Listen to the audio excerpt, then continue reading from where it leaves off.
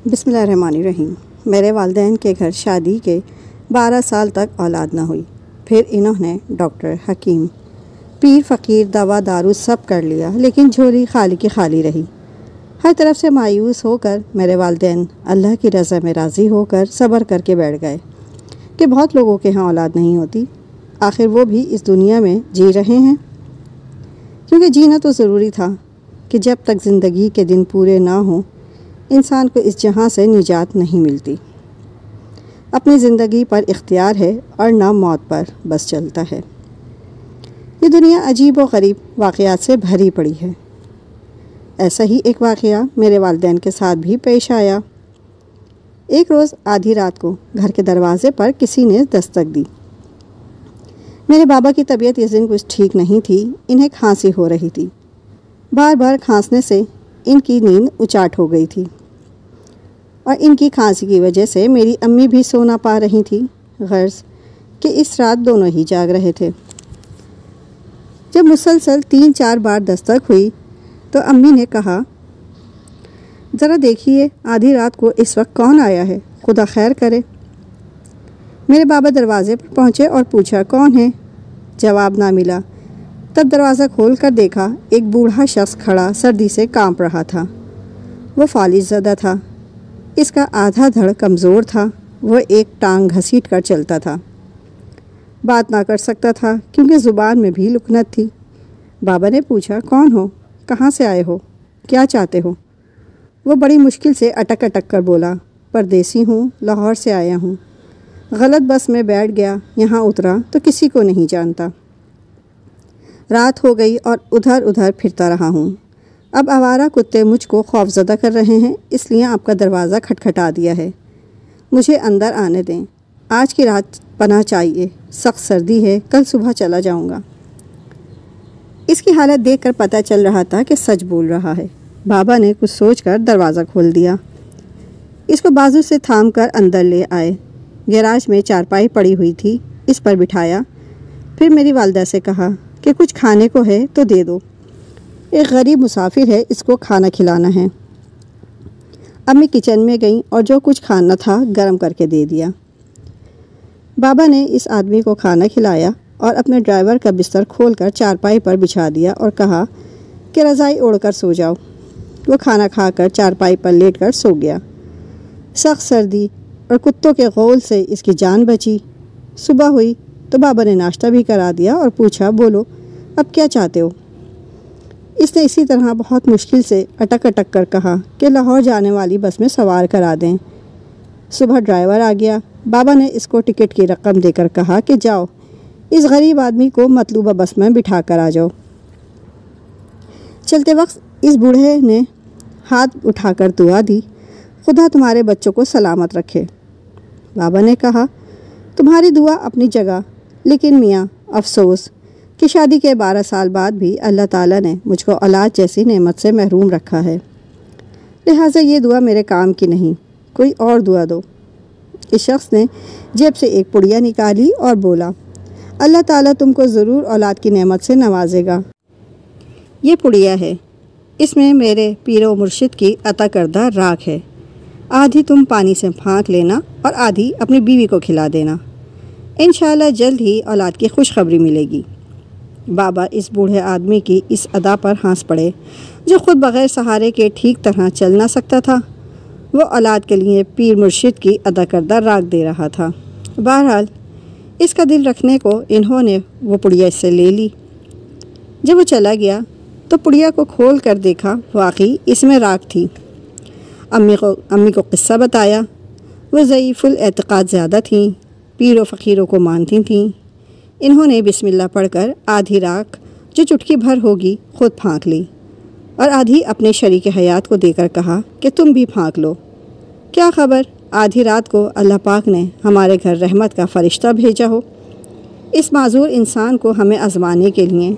بابا نے راکھ کو ہوا میں اڑا کر کہا کہ اگر ایسے لولے لنگڑے انسانوں کی دی ہوئی دوائیں تیرے با ہدف ہو جائیں تو یہ خود نہ ان کو کھا کر صحیح و سالم ہو جائیں، پھر لولے لنگڑے کیوں رہیں؟ تم بھی عجیب بات کرتی ہو۔ میں نے اس بوڑھے شخص کو ترس کھا کر گیراج میں پناہ دی کہ کہیں آوارہ کتے بھنبوڑ نہ ڈالیں۔ بیچارہ فالج کا مارا دوڑ بھی نہ سکتا تھا۔ خیر، نیکی کر دریا میں ڈال والی بات سمجھ کر اس واقعے کو فراموش کر دیا، لیکن 2 ماہ بعد امی کو احساس ہوا کہ وہ امید سے ہیں۔ کسی کو یقین نہ آ رہا تھا۔ چیک اپ کرایا تو لیڈی ڈاکٹر نے تصدیق کر دی۔ بس پھر میرے والدین کی خوشی کا کوئی ٹھکانہ نہ رہا۔ یہ محض اتفاق تھا، رب کی مہربانی تھی کہ ایک مسافر کو میرے والدین نے آدھی رات کو پناہ دی تھی، یا پھر اس راگ کی پڑیا کی کرامت تھی، یہ اللہ جانتا ہے۔ لیکن مراد بر آئی تھی اور انہونی ہو گئی تھی۔ پھر امی کے یہاں ایک ساتھ 2 بچوں کی پیدائش ہوئی۔ دونوں جڑواں بچیاں تھیں۔ بدقسمتی سے ایک صحیح تھی، مگر دوسری بچی کچھ کمزور اور بیمار پیدا ہوئی۔ میں وہ تھی جو صحیح سالم تھی، اور میری جڑواں بہن سبین تھی جس کی ایک ٹانگ پیدائشی کمزور تھی اور ایک بازو بیکار تھا۔ خیر، یہ اللہ کی مرضی۔ اس کا امی بابا نے بہت علاج کرایا لیکن شفا نہ ہوئی۔ ہم دونوں وقت کے ساتھ ساتھ بڑی ہوتی گئیں۔ میں ٹھیک ٹھاک بھاگ دوڑ سکتی تھی، چل پھر سکتی تھی، لیکن سبین چل پھر نہ سکتی تھی کیونکہ آدھا دھڑ بیمار تھا۔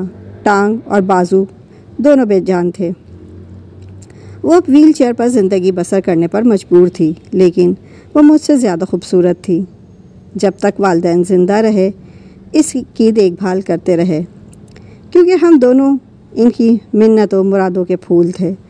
وہ دونوں کو چاہتے تھے کہ ہم بہنیں ان کی آنکھوں کا نور اور دل کی ٹھنڈک تھیں۔ تاہم مجھ سے زیادہ ان کو سبین کی فکر کھائی جاتی تھی۔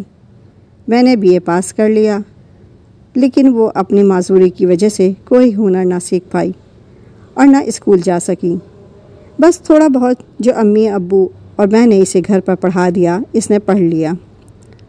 BA کے بعد میں نے یونیورسٹی جانے کی خواہش کا اظہار کیا۔ بابا نے داخلہ دلا دیا کیونکہ ان کو میری ہر خوشی عزیز تھی۔ ہم دونوں بہنوں کے بعد ان کے یہاں پھر کوئی اولاد نہ ہوئی۔ ہم ہی ان کا سب کچھ تھے۔ جب میں نے BA کر لیا تو بابا کو میری شادی کی فکر ہوئی۔ انہی دنوں مجھ کو اپنے کلاس فیلو ارحم نے پرپوز کر دیا، جو مجھ سے محبت کرنے لگا تھا۔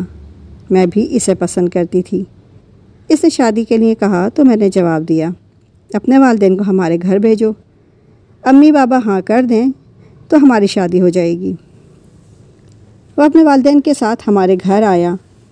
میرے والدین نے اس کو پسند کیا، لیکن ساتھ عجیب شرط رکھ دی کہ اگر اس کے والدین اپنے دوسرے بیٹے کے لیے سبین کا رشتہ قبول کر لیں تو وہ میری شادی ارحم سے کر دیں گے، ورنہ ہماری طرف سے انکار ہے۔ یہ شرط سن کر اس کے والدین سکتے میں آ گئے، کیونکہ سبین اگرچہ خوبصورت تھی لیکن پڑھی لکھی بھی نہ تھی۔ بہرحال اس وقت انہوں نے یہی جواب دیا کہ سوچ کر بتائیں گے، لیکن پھر گھر جا کر اس معاملے پر سرد موری اختیار کر لی تھی۔ ارحم کو مجھ سے بہت محبت تھی اور وہ میرے علاوہ کسی اور سے شادی نہیں کرنا چاہتا تھا۔ یہی حال میرا بھی تھا، لیکن اس کے والدین میرے والدین کی شرط پوری کرنے سے قاصر تھے۔ ارحم کا ایک ہی چھوٹا بھائی تھا جو انجینئرنگ کے آخری سال میں تھا۔ جب اس نے اپنے والدین کی زبانی میرے گھر والوں کی شرط کا سنا تو ارحم کی خاطر اس نے سبین کو دیکھنے کی خواہش کا اظہار کیا۔ دراصل وہ اپنے بھائی سے بہت محبت کرتا تھا اور ارحم کو کسی صورت مایوس دیکھنا نہیں چاہتا تھا۔ بہت اصرار کر کے وہ اپنے والدین کو ہمارے گھر لایا۔ اس کا نام سلمان تھا۔ سلمان سبین سے ملا، کچھ دیر باتیں کیں، پھر اس نے میرے اور اپنے والدین سے کہا کہ وہ سبین سے شادی کرنا چاہتا ہے۔ یہ میرے والدین کے لیے بہت بڑی خوشخبری تھی، مگر ارحم کے ماں باپ بالکل خوش نہ تھے۔ ایک بیٹے کی خوشی کی خاطر دوسرا قربانی کا بکرا بن گیا تھا۔ ایک معذور لڑکی کو قبول کر رہا تھا۔ اپنے والدین کو سلمان نے تعویلیں دے کر قائل کر لیا۔ یوں ہم دونوں بہنوں کی شادی ایک ہی گھرانے میں 2 بھائیوں سے ہو گئی۔ پہلے سبین دلہن بنی اور پیا گھر رخصت ہو گئی۔ ویل چیئر وہ اپنے ساتھ جہیز میں لے کر گئی۔ دوسرے روز میرا نکاح اور پھر رخصتی ہو گئی۔ یہ ایک انہونی تھی جو ہو گئی۔ میرے دیور نے ہم پر رحم کھا کر سبین سے شادی نہیں کی تھی۔ ان کا کہنا تھا کہ اسے پہلی نظر میں دیکھتے ہی محبت ہو گئی تھی۔ ویل چیئر پر بیٹھی ایک معذور لڑکی کی معصوم صورت نے جانے سلمان پر کیا جادو کیا کہ اس کی معذوری بھی ارادے کی راہ میں حائل نہ ہو سکی، اور دونوں آج نہایت کامیاب ازدواجی زندگی گزار رہے ہیں۔ خدا کی قدرت کہ ہم ابھی تک اولاد سے محروم ہیں، لیکن سلمان اور سبین کو اللہ تعالیٰ نے 3 پیارے پیارے بچوں سے نوازا ہے، جن کو ہم اپنے بچے سمجھتے ہیں۔ یہ اللہ کی دین ہے، جس کو چاہے جو دے، جس پر جب چاہے مہربان ہو جائے۔ اپنی حکمتیں وہ خود جانتا ہے، جو راز ہم نہیں جان سکتے وہ ان رازوں کا امین ہے۔ ہم اب بھی ایک ساتھ رہتے ہیں۔ میری بہن اولاد جنم دینے کے قابل ہے، لیکن پال نہیں سکتی، لہٰذا ان کے بچوں کو میں نے بہت پیار سے اپنے بچے سمجھ کر پالا ہے۔ یہ بچے مجھے بڑی امی اور اپنی سگی ماں کو چھوٹی امی کہتے ہیں، اور ہم چاروں ان سے اس قدر محبت کرتے ہیں کہ ان کی وجہ سے علیحدہ نہیں ہوتے، اکٹھے رہتے ہیں۔ اگر آپ کو میری یہ کہانی پسند آئی ہو تو میرے چینل کو لائک اور سبسکرائب ضرور کر دیجیے گا۔ شکریہ۔